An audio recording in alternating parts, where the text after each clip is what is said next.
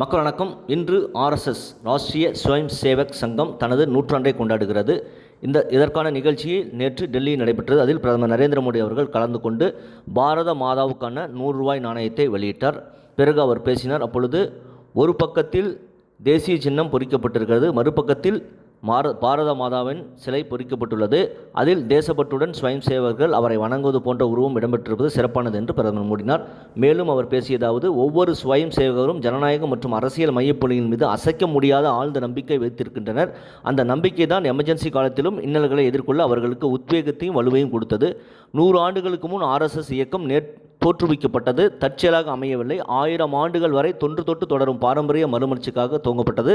ஒரே இந்தியா, மகத்தான இந்தியா என்ற கொள்கை மீது ஆர்எஸ்எஸ் ஆழ்ந்த நம்பிக்கை வைத்திருக்கிறது.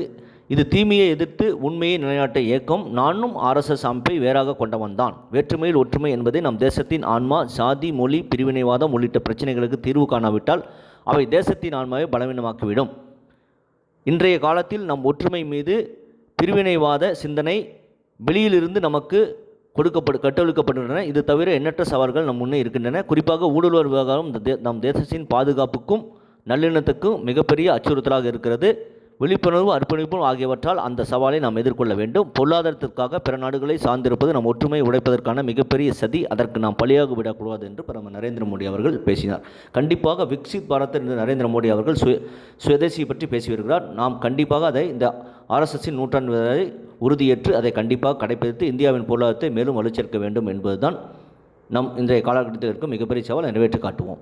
இதை பற்றி உங்கள் கருத்து என்பதை கமெண்ட் செய்யுங்க. சேனலை ப்ளீஸ் சப்ஸ்கிரைப் அண்ட் ஷேர் செய்யுங்கள். நன்றி, வணக்கம், ஜெய்ஹிந்த். ஏக் பாரத், ஸ்ரேஷ்ட பாரத்.